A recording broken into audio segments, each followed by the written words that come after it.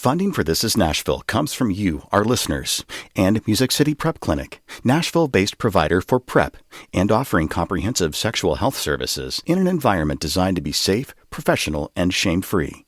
Learn more at musiccityprep.org. I'm Khalil Ekolona, and this is Nashville. When Nashvillians are having conversations about how our juvenile justice system can be improved, the name Judge Sheila Calloway is normally a big part of those discussions. For years, she has been an advocate for restorative justice and worked to keep young people out of the juvenile justice system. Her thoughts and ideas are relied upon by the media, including This Is Nashville. She's been a guest on the show on many occasions, but this time, we want to get to know the person who has been working and leading the juvenile justice system for years. Judge Sheila Calloway, thank you for being here. Welcome back to This Is Nashville. Thank you. I'm excited about being here. I love your show, and I'm excited about being on it again. Well, thank you so much, and flattery will get you everywhere here. This is Nashville. Yeah, I know you're really busy. Thank you again for coming in. How are you today? I am doing well today. Wonderful, wonderful. So, you work in the juvenile justice system, but you got your start working with adults. Now, some people don't really know or understand that juvenile court is different from adult court. What are the differences in the purposes that they serve? There are a lot of differences between the adult system and the juvenile system. When you think about the criminal court systems and how they operate, the adult system is more about crime and punishment. It's more about you did the crime, you serve the time. Mm-hmm. So there's not a lot of room, or at least historically, there was not a lot of room in the adult system for figuring out why someone did something or how we can help that person be rehabilitated. It was just about they did this crime, and so now the law says they have to do this amount of time or whatever the sentence would be. Mm-hmm. Juvenile court is different, and it started literally back in the late 1800s to 1900s, early 1900s, when some ladies in Chicago said that we should not be throwing youth into facilities with grown-ups, and that the youth have an opportunity to change, and they really have the ability to be rehabilitated. And so as early as 1900s, in Chicago's where it started, and then it caught on like fire around the country, that said we need a separate system for juveniles, mainly because they understood then, which is what I understand now, is that juveniles really can be rehabilitated. I don't know if they were talking about brain development back in those days, but now we know, without a shadow of doubt, the science shows that your brain doesn't fully develop until you're around 25 years old. And so we should not be punishing people the same way if their brains aren't fully developed, if they're not understanding all of the consequences of their actions. They should be treated differently. And we know that juveniles can, that children can grow out of the behaviors that they may have. Mm-hmm. And so there should be a separate system for them. Okay, in your career, have you seen a leaning towards juveniles being treated like adults in the juvenile justice system? Unfortunately, that pendulum tends to swing. And we were on the good side of it and swinging towards people understanding why it was important that our children that come into the system be treated differently. Now, at least in Tennessee, you see some legislative actions or some thoughts about some legislation that is swinging it the other way. Mm-hmm. They're saying that more youth should be put into the adult system. More youth who are committing crimes, certain type of crimes, should automatically be treated as adults. Unfortunately, years ago that happened, and it proved that it didn't work. It didn't work well for the youth. It didn't work well for our communities. And it's unfortunate if we tend to swing back to that position again. Now, I want to talk to you about the soon-to-be-completed Davidson County Juvenile Justice Center. You're smiling. You got a big smile on now. This is a big improvement over the current facilities. You had a big hand in the development and design of the center. Tell us, what will it be like, and what are some of the features? I am super excited about the Nashville Youth Campus for Empowerment. We're moving from a 92,000 square foot building on maybe 2 acres of yard to a facility that has different buildings. So it's going to be about 300,000 square foot total on 14 acres. Wow. And so it's really going to be a campus.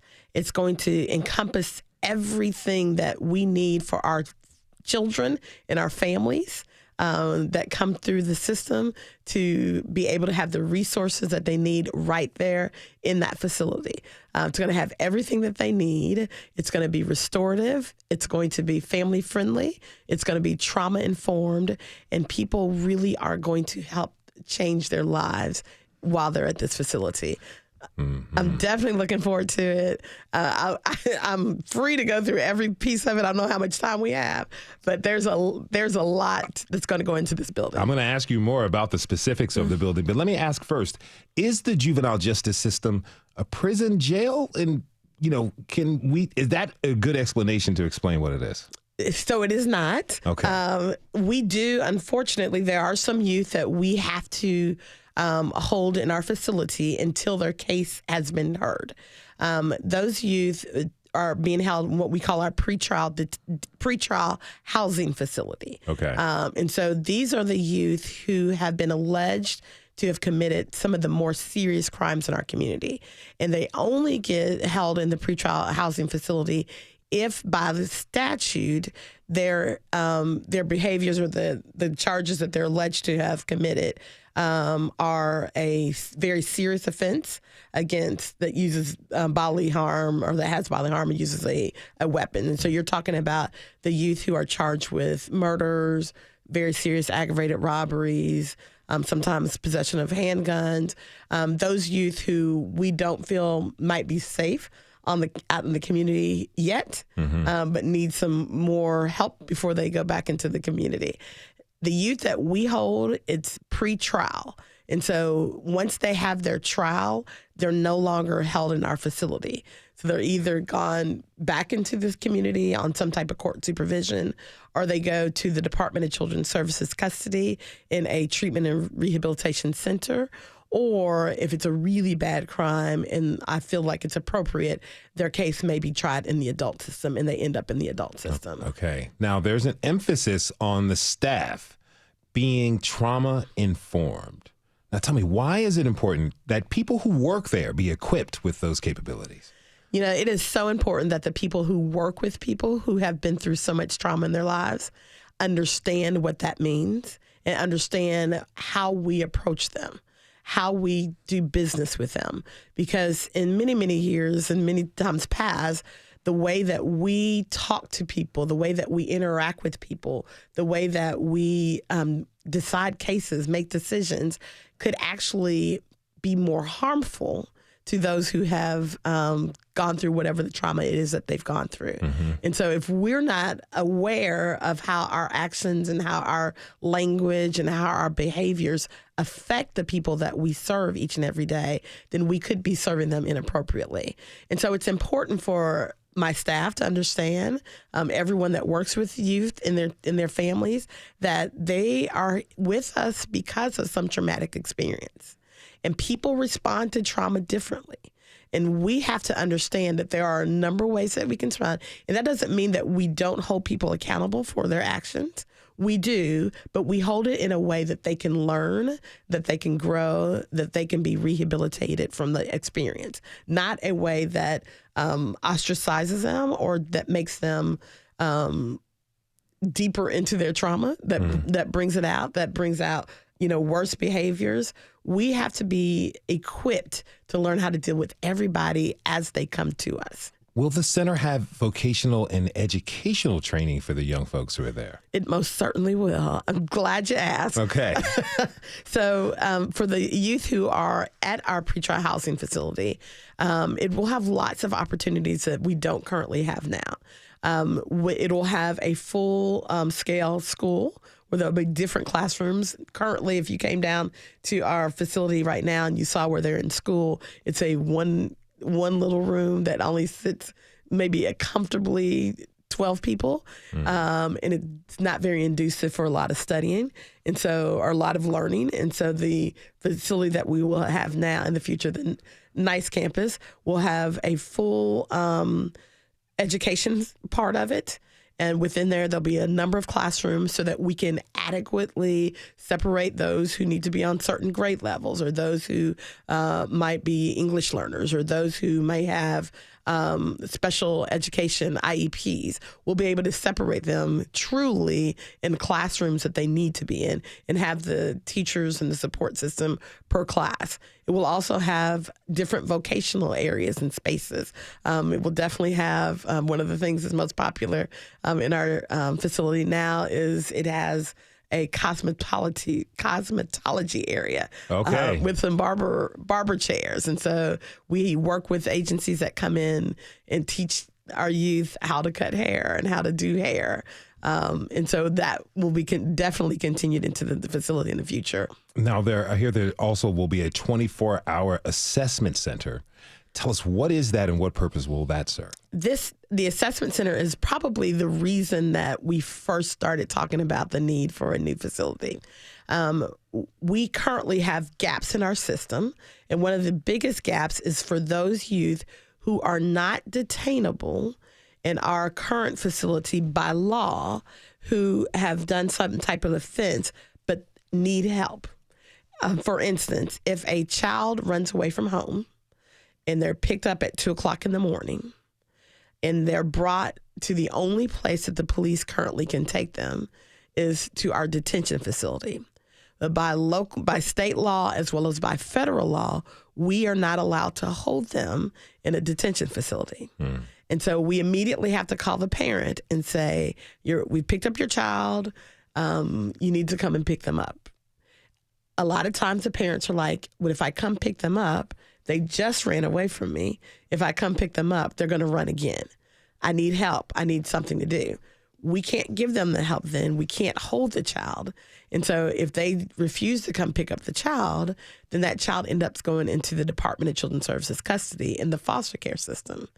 And knowing, unfortunately, the lack of spaces, beds, foster homes, residential treatment facilities for our youth. And caseworkers.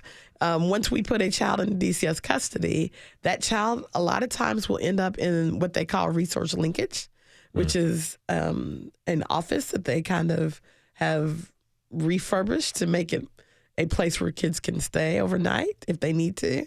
And so they'll go to resource linkage, where they'll have to sit with a caseworker and wait until they can find a placement for that child. Okay. And sometimes they're sitting there for days on end. So it's not a system that's working well right now. And so what we will do at the 24-hour assessment center, we will have social workers, we'll have partnerships with nonprofit organizations that will staff that center for 24 hours a day. It will also have respite beds, so that if a child gets picked up at 2:00 in the morning and the parent's not comfortable picking up the child at that point, that child will have a safe place to lay their head down. We will make an appointment for the parent to come in the morning. We'll be able to assess at that point what the child needs, what the parent needs, what it's going to take to get the child to go back home safely with the proper supports around that entire family, so that that child doesn't come back into the system later on. So that's a situation for children and young people who may be runaways. But you mentioned like the young people who are not detainable. So if they're charged with the crime, are they then placed within the facilities? Is that how it works? So if the charge is, if it's a non-detainable charge, they will go to the assessment center as well. Okay. So it's anything from our status offenses, which include, running away, truancy during the daytime, loitering during school hours, up to our non-detainable charges, which a lot of them are domestic assaults, where they're fighting somebody at the home. We get a lot of, I'm trying to think of some more of the crimes that we get that are non-detainable. But a lot of them are your simple assaults, your disorderly conducts. All those things are not detainable. And by law, we can't hold them in detention. And so this is an opportunity for us to get the services into them early. Now, there's something called the Safe Exchange Center. What's that for? So our Safe Exchange Center is for those cases. We do a lot of cases where we are working with parents who are not married and they're splitting time with their child and they have to exchange that child. And that's from anywhere from 0 to 17 years old. Occasionally we have parents who don't get along, and those parents who don't get along tend to have a lot of anger and frustration, and it comes out a lot of times in the time that they exchange the child. And so what we have been doing now is we will tell them to do that at a police station. And so if you think about a 3-year-old child who's with one parent and has to be exchanged in front of the police at the police station in front of another parent, how does that affect that child? Yeah. And so we want to eliminate that trauma, because that is trauma. And we want to make it a friendlier, healthier drop-off place. And so we'll have a safe exchange where one parent will come at a certain time, we'll drop the child off with a staff member in a nice, friendly atmosphere, in a nice, comfortable place. And then that parent will leave, and then the other parent will come to pick up the child. And so it'll be a safe exchange where the parents don't ever have to see each other, don't ever have to communicate, don't ever have to argue. They can go one way, and the parent will come in the other way, and we'll be able to safely exchange that child. If you're just tuning in, this is Nashville, and I'm your host, Khalil Ekalona. We're talking this hour with Judge Sheila Calloway about the issues facing the juvenile court system. You can tweet us your comments at This Is Nashville. Okay, so the prison abolition movement has been around for a very long time, but it came into the public discourse more widely after the George Floyd uprising of 2020. You know, the gist of the position is that the prison system should be eliminated and replaced with rehabilitation to avoid punishment and institutionalization. It could be fair to say that prison abolitionists would want all of the things that this new center is providing, but they would think that those things should happen outside of the justice system. Well, what's your response on that, to that? You know, I want as many of those things to happen outside of the justice system as well. And so that is why for years that I've been the judge, since 2014, we have worked a lot to do more diversions, where we're diverting more youth out of the system. And, you know, I'm happy to say that now currently we're between 60 and 70% of the cases that get referred to our system, we're diverting them out of the system. And we're not diverting them out and just saying, go forth and sin no more. We're connecting them with community services and community providers, mentors around our community that can work one-on-one with our youth, because the community can do more for our youth than the court system can. And what we absolutely know is that the further a child comes into a system, the more likely it is that they're going to stay in the system. Versus if they have a very small touch and they move out, then the likelihood of them coming back is slim to none. And so we're very proud of our recidivism numbers that we have for our youth that go through our diversion programs. They don't come back often. We're averaging about between 4 to 6% recidivism rate on the youth that are diverted from the system. That's a good thing. We want to reserve the system and the system resources for those youth who are much higher risk of reoffending and have much greater needs. And so there are youth that have committed some very serious crimes that we have to make sure that we are providing for them the tools that they need to be rehabilitated, and so that they can eventually come back into the community. I would agree. It'd be great if we could do this without a prison type system. We don't have an answer for that yet. There are many across the world. There are so many countries that do it better than what we do in America.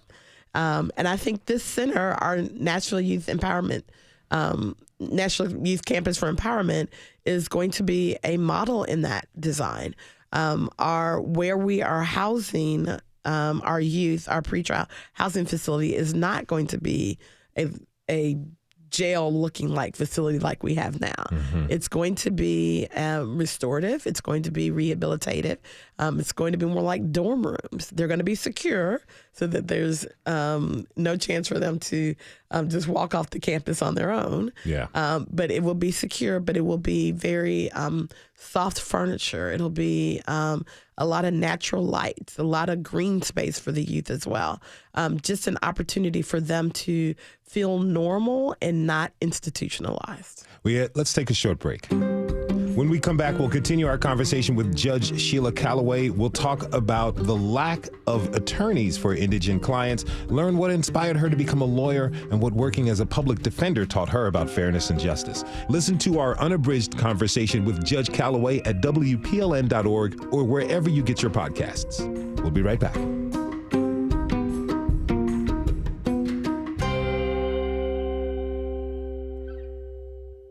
Funding for This Is Nashville comes from you, our listeners, and Music City Prep Clinic, Nashville-based provider for PrEP and offering comprehensive sexual health services in an environment designed to be safe, professional, and shame-free. Learn more at musiccityprep.org. I'm Khalil Ekalona, and this is Nashville. We're talking with Judge Sheila Calloway, the presiding judge over the Davidson County Juvenile Court. Now, before the break, we learned about the new Juvenile Justice Center under construction. And now let's learn a little bit about her story and what inspired her to become an attorney. Judge Calloway, thank you again for being here. Thank you. I'm having a good time. This is really great. I always enjoy having you as a guest and talking with you. Now, before we get into your story about how you became an attorney, I want to talk about something that's happening here in Nashville in the state of Tennessee. We have a dearth of public defenders who are able to defend indigent clients. Can you tell us about this situation and why it's so grave? Yes, I could definitely talk a lot about that. And it's not that we have a dearth in public defenders. We have a public defender office that's run by Martisha Johnson, and they have enough attorneys, and they do a good job. But they cannot handle every case that comes into the system. Okay. And so what happens is, for instance, in the juvenile system, we have lots of different cases that people are afforded the right to have an attorney. Of course, on the cases of juveniles who've committed crimes, we would, number one, use the public defender's office. But if it's four youth who commit a crime together, so four youth that steal a car together, the public defender can only represent one of them. And so we would have to find an attorney for each of the youth. Mm-hmm. So we need 3 additional attorneys. In the juvenile system, we also do the cases where parents are, or a child is alleged to have been neglected or abused by their parents. Mm-hmm. And in those cases, each parent has a right to have their own attorney, along with an attorney for the child, where we call our guardian ad litem. So in each of those cases, you have to have 3 attorneys. And those are not public defenders. Those are private attorneys who are willing to take appointed cases. And then the last category we also need appointed attorneys we do child support cases in our parentage for our unmarried parents. And if a parent is ordered to pay child support and for some odd reason they have not paid it and they are facing a contempt charge where they could go to jail, they have a right to have an attorney as well. And so, again, those cases are not handled by the public defender's office. Those have to be private attorneys who are willing to take these appointed cases. Now, you said private attorneys, keyword willing to take these cases. How do you compel private attorneys to take on these cases? It is very difficult. Currently, the rate of pay for a private attorney to take one of these cases has not changed since I think the time was 2007 was the last time that the rate of pay had changed. And the cost of living around Nashville, Tennessee has increased so much since that time period. Okay, so we need more attorneys to help people who can't afford an attorney to take the cases. Who decides to give these attorneys more money, to up the rate? So that comes from our state government. And so it is the process of who pays for the attorneys comes from the administrative office of the court, which is run by the Supreme Court. And the budget from that comes from the state budget. And so the legislature have to be the one who vote on the state budget and what goes into the budget. And for several years, the Administrative Office of the Courts has asked for an increase in their budget so that they could pay attorneys more. And for several years, it's been denied, and they've not gotten that extra money in order to pay attorneys more. And so what's happening is attorneys are not willing to take cases anymore because they can't even cover their overhead for their practice in order to cover these cases. And it's particularly difficult in juvenile court because juvenile court cases tend to last a long time. And so if you're, for instance, appointed as a guardian ad litem, you're expected to start that case from day one. When there's a preliminary hearing, if the child's been removed from their parents, you go to court within 2 days from when the child's been removed from their parents. And a lot of those cases take years before that child gets permanency, easy 2 to 3 years. Not only is the pay rate low, there's a cap on how much money you can ask for each case. And so a regular case of a child being neglected by their parents, a guardian ad litem can only claim about $1,500 on that case. And that literally by the first 3 or 4 court hearings, they've already done that cap. And so they have another 2 to 3 years of work on that unpaid. Unpaid. Wow. We'll see what happens. Okay, now I want to talk a little bit about your life. Okay. You're from Louisville, Kentucky, right? That's correct. What was your early life? What was your childhood like? I lived, even as a young Black woman, I had a fairly privileged life. Mm-hmm. My mother and father were both college educated. They met at Kentucky State University. They were very professional. They absolutely knew that their education was the way to get ahead. So education was important in your household? Education was never a thought. It was something that you were expected to do. There was never a thought of bringing home a C on a report card. Sounds like my folks. Yeah. I tried it a couple times and I got in trouble each and every time. Yes. Do you have siblings? I do. I have a sister. She's 2 years older than me. Okay. My sister is Nita Thomas, who is on November 11th going to be inaugurated as the first African American president of North Central College in Naperville, Illinois. All right. And so for both of us, we clearly took on the mission that education is important. Yes. And we've got to do stuff with it. High achievement is a big part of the family line. I like that. Now, tell me this, where did you get the idea to become an attorney? You know, to be honest, I don't know exactly where it came from. I do know that when I was in 4th grade, I wrote a paper that said, when I grow up, I want to be an attorney. I want to be a lawyer and I want to help people. My mom kept our stuff and she, just always had pals and stuff. And one day when they were moving to a bigger house after me and my sister moved out, I'll never understand that. But she had us go through all our stuff and take it away. But I found that paper. I don't know if it came from like a career day where we saw someone that was a lawyer and I was fascinated by that job, or if I saw something on TV. There was no one in my family that had been a lawyer. And so I'm not sure exactly where the idea came from, but it stuck with me in 4th grade and it never went away. And you followed through. I mean, you attended Vanderbilt for undergrad and law school. Correct. Then you get your law degree, you pass the bar. Next step, public defender. Correct. What was it like for you those first couple of years? Oh, it was exciting. It was exciting. I worked in the public defender's office at the time. Carl Dean, who later became the mayor of Nashville, was the public defender. He was my boss, and he was a great boss. He was very supportive. He wanted people to grow and wanted to learn in the job force. And so it was a good job working for him. I learned so much about people in the public defender's office.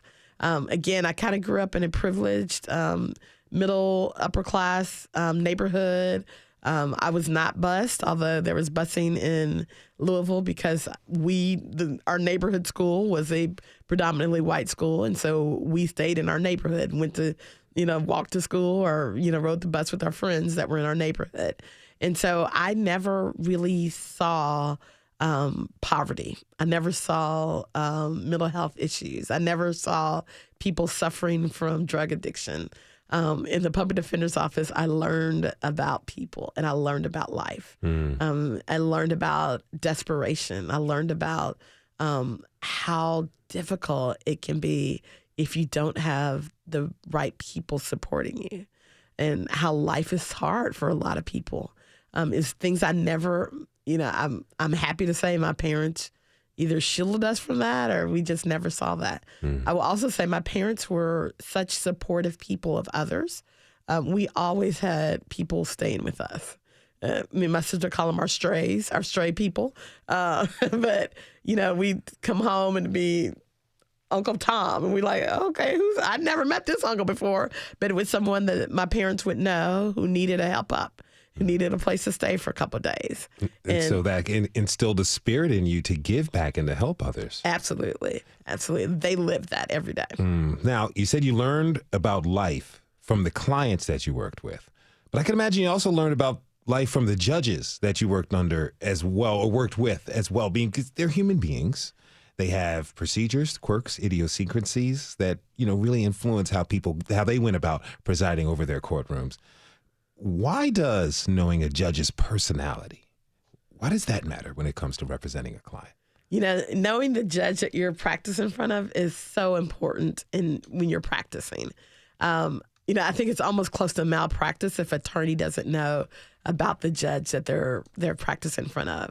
Because if you go in front of a judge and you present information when you're not aware that judge doesn't want to hear it that way or doesn't want information presented that way, a lot of times that's going to affect your client more than it's going to affect you as the attorney. And so, one of the things that we learned in the public defender's office is we were assigned to different judges for a period of time. And you get to know ins and outs about that judge and about what makes them tick and what makes them angry and what makes them not angry. And so that makes your practice better because you're learning what you can and cannot do per each courtroom that you're in. So were there any judges that ran tough courtrooms where you learned a lot? Absolutely.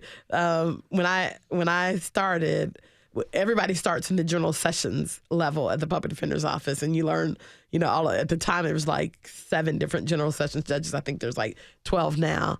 And so you learn those judges. But when you move up in the public defender's office, you move up to a criminal court. And so the first court that I got to move up to was Judge Ann Lacey Johns. Mm-hmm. And Judge Johns had a reputation for being very strict in her courtroom. You basically couldn't talk unless you were spoken to. You couldn't stand unless you were responding. And if you were responding to her, you had to stand. Your clients had to always say, yes, ma'am, no, ma'am, or yes, Your Honor, no, Your Honor. You had to dress a certain way in order to come into her courtroom. And so these were things that we would have a list of rules that we would share with our client and say, make sure all of this is done before our next courtroom. If the client was on bond, they had to have a job. They had to have a job. There were just so many rules that you had to follow through in order to just be in that courtroom. And a lot of times it felt so unfair and unjust. So you're kind of struggling working under Judge Johns, but then you get transferred to a new judge, Thomas Shriver, who you recorded a story for the public radio show The Moth about this, one of your first trials in his court. Let's take a listen to it. So I had a client, Mr. Blacksmith, and he wasn't charged with very much. He was an older gentleman, and it was minor charges, and he had never been to court, and he just was nervous about being in that courtroom. And when he showed up, He smelled like a distillery. I mean, I thought he had bathed in a bath full of beer. It was just terrible, and I didn't know what to do. I was hiding him. I felt dread. I just didn't know how to handle it. I was giving him every mint I could find. I was spraying him with perfume, whatever I could do, because he was going to jail because he smelled like a distillery. Whew. So finally, they called him into the courtroom. And immediately, the prosecutor stood up and said, Your Honor, I want his bond revoked. He's been drinking. Judge Shriver looked at us, and he must have sensed that fear and that dread. And he said to me, I asked my client if he had been drinking. And my client was very honest with him. He said, yeah, I've been drinking a little. And he said, well, what you been drinking? And he said, well, I had a beer. Well, how much beer did you have? Well, I only had one beer, but it was a 40 ounce. I knew it. The floor started opening up. We were done. But then I heard Judge Shriver snickering. Well, actually, he was really laughing. The judge was actually laughing. And he said to Mr. Blacksmith, now, Mr. Blacksmith, next time you come, don't drink before you get here. You can go. Now, Judge Shriver wasn't being lenient on him. He was being fair. He recognized that this gentleman made a mistake. Okay, so what was your reaction when Judge Shriver began to laugh in court that day? When I saw him, I think, laughing before I actually heard him laughing. And Judge Shriver was, he had thick glasses and kind of thick hair, and he was kind of slumped over, and I could see his shoulders kind of moving up and down.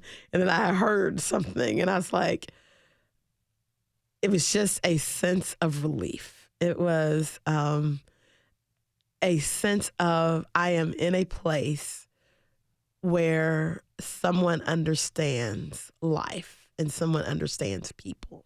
Mm-hmm. I felt comforted knowing that Judge Shriver wasn't one who was going to be a stickler to rules that were unfairly placed on people. That he, although he was about accountability and making sure people did the right thing, he didn't do it in a way where people were stifled or where people were belittled or people felt like they were inhuman. Mm. He brought out that human side of people, and he brought out that caring side, where he could say, I care about you. I want you to do better. I'm going to give you a chance to do that. He was preventing that trauma you were speaking about earlier in the show that Absolutely. People go through. Mm. Absolutely. Now, you were working in Judge Shriver's court, but then you got some news that deeply moved you and impacted your path in the justice system. Can you tell us what that is? Absolutely. I had worked with Judge Shriver in his courtroom for a couple of years, and honestly, I think if I would have, I'd have been there forever. It was just such a comforting place. One Saturday, I got a call from my supervisor, and she asked me, was I sitting down? I was like, no, do I need to? And she had just learned that Judge Shriver had been in his office that Friday evening, and he passed away. And apparently his wife, he didn't come home, and his wife was, of course, concerned and called. They went to do a welfare check at the office, and sure enough, he was at his desk, probably working on some brief, but he had passed away. And it literally felt like a piece of me had passed along with him. How did working with Judge Shriver, how did that inspire the way you work today? I think about Judge Shriver's ability to find the human piece in everybody. And it's something that I strive to do on a regular basis. Judge Shriver believed that people needed a second chance and that everything wasn't worthy of folks going to jail all the time. That jail was only needed for those who may have committed the worst crimes, but it wasn't for people who just needed a chance. Let's take one more short break. When we come back, we'll ask Judge Calloway about how adult court can learn from juvenile court and how it operates. We'll also discuss alternatives to punishment that fit within the restorative justice model. Listen to our unabridged conversation with Judge Calloway at WPLN.org or wherever you get your podcasts. We'll be right back.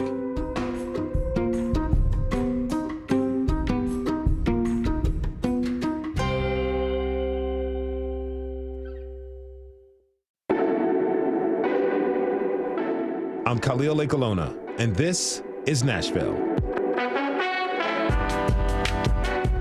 My guest today is Judge Sheila Calloway. She's the presiding judge for the Davidson County Juvenile Court. Now, we learned what inspired her to become an attorney and how her experiences as a public defender motivated the work she does today. Now let's learn more about a point we addressed at the top of the conversation, adult court versus juvenile court. Judge Calloway, again, thank you for this conversation. You know, you pointed out the differences between adult court and juvenile court, but what do you think the adult court system can learn from juvenile court? You know, I think there's a lot that the adult system can learn, and I will say that today's adult system is a lot different than what it was when I was a public defender back in the 90s. Now they do have several different specialty courts that work on helping people overcome and giving people second chances. So they have a court for mental health people. So if people who are suffering from mental health illnesses that commit crimes, they can go through a mental health court, make sure that they're getting the right services and resources to help them not to get back out and commit crimes again because of their mental health illnesses. They have a veterans court now that works with veterans that have committed crimes and are needing to help up. They now have recovery courts for people who are going through drug and alcohol addictions. And they also have a court for people who are caught up in the sex trafficking industry. And so they're learning a lot. What we can continue to do is to teach them through the juvenile system and the things that we're doing that everybody really does deserve a second chance.